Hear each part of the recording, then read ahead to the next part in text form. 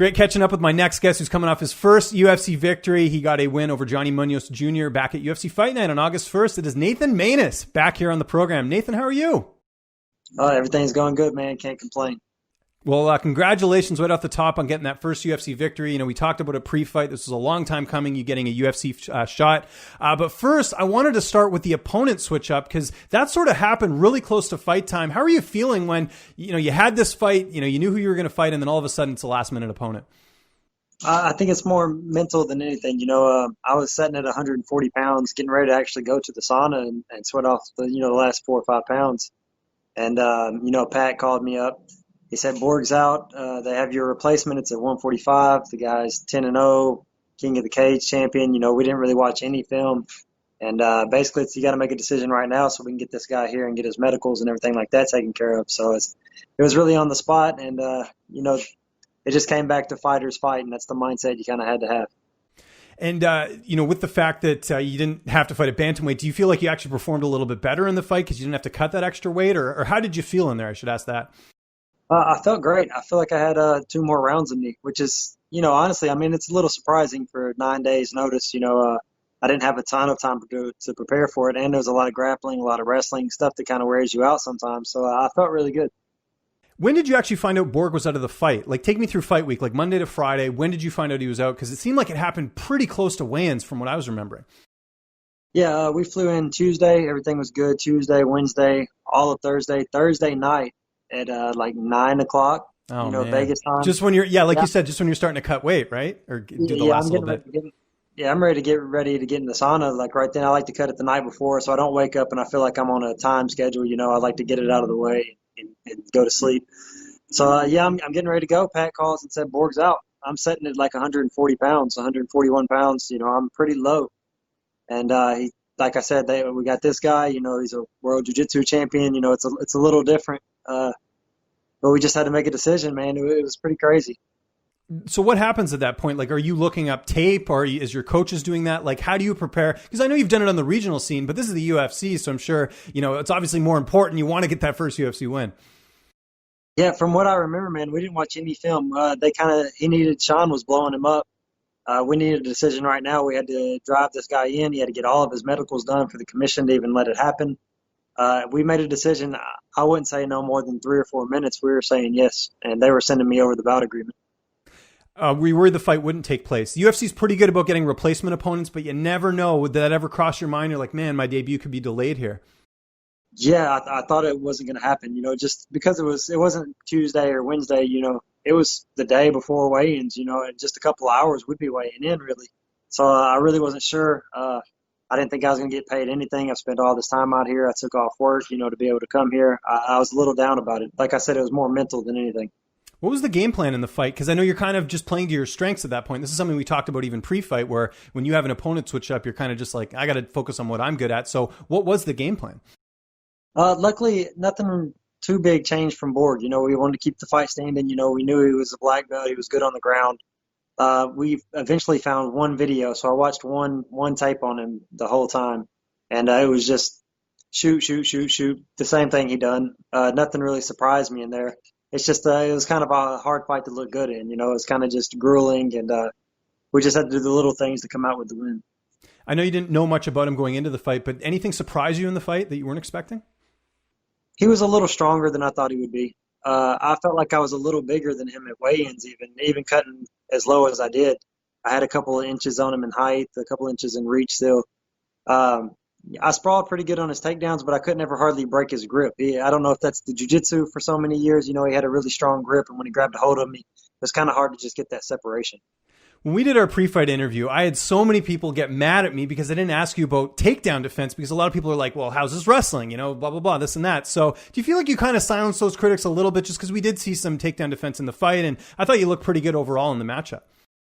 Yeah, I think the official stats were 14 out of 16 that I stuffed. So, I don't want to give up those 2 either. Nobody does. Of course, but, yeah. I feel like I did all right. Especially I was trying to push the pace, and I was getting pretty close to him, trying to force him into an exchange, and I felt pretty good about it.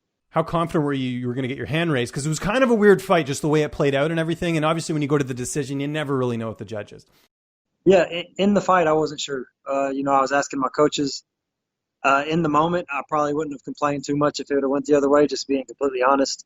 We looked up the judges' scorecards and the official stats, and the stats show that I won.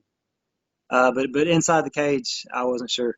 Yeah, it's tough. You don't really know. That's why I think in some ways they should do the open scoring, just so then you guys know what's going on, into fights like that. But that's a topic for another day. How did you celebrate after the fight? Because you got the win. Long time coming, like I said. I know stuff's closed and things like that, but how did you get to celebrate after the fight?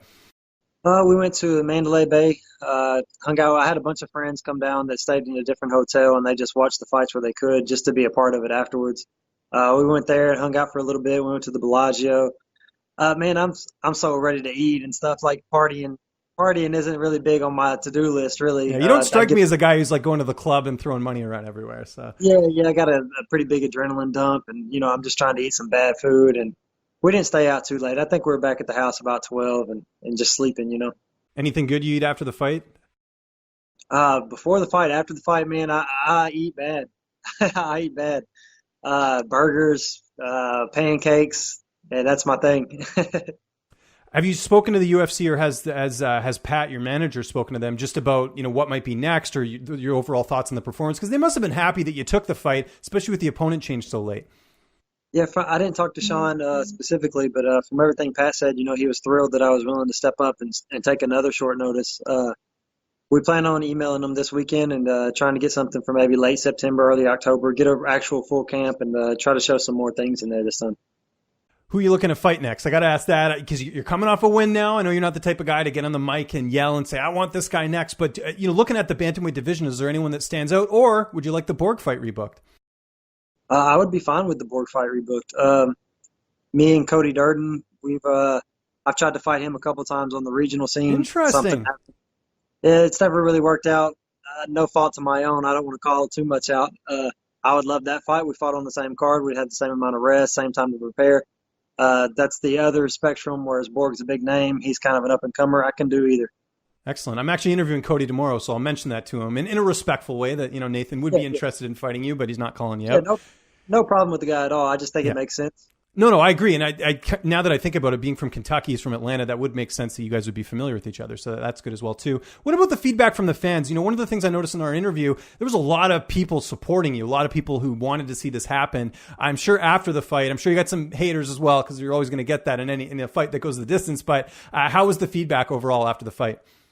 Yeah, the hometown, everything's been crazy, man. Super supportive. They've been supportive for most of my career, but this is just an extra level. It's another notch, and I've felt nothing from love for them, man. I've gotten on the internet a little bit. Those people that don't really know you or know anything about you, they can be a little bit different. You're gonna take some getting used to seeing some of the backlash and stuff from a tough fight like that. But as far as here at home, people that really know me, man, the support's been great. Excellent. What's the plan for the rest of the week? Did you go back to work already? Are you doing the roofing? I haven't even talked to my boss yet. I guess he's giving me a little bit of time to, get everything in order.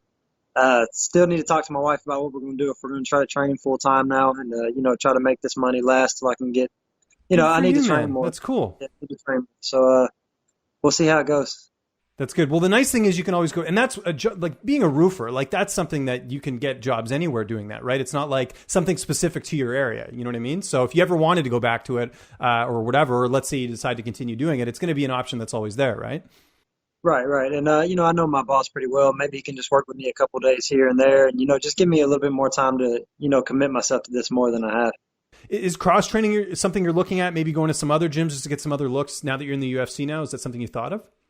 Yeah, I've thought about doing maybe some weekends here and there. My home gym is always going to be my home gym here at Nice Guy and Tag MMA. I don't plan on moving, picking up, and I'm going to do what's worked for me this whole time, and I'm going to keep these guys with me. No, for sure. I just meant maybe for like a couple of weeks, just go train somewhere and then come back. Obviously, you can't leave home. It's home, right? So that makes sense. So what have you been up to this week? Eating a lot, I'm sure. Hanging out with the wife, things like that. Yeah, that's been mostly it, man. I've been running around doing some interviews here and there. Stuff in my face. I'm about 155 right now, so I'm starting to start chilling out a little bit on it, but I've enjoyed it. I plan on being back in the gym either tomorrow or Friday and, working myself back in. I'm a little sore. Face is clean, no bruises or cuts or anything like that, no injuries. So I'm just working myself back in.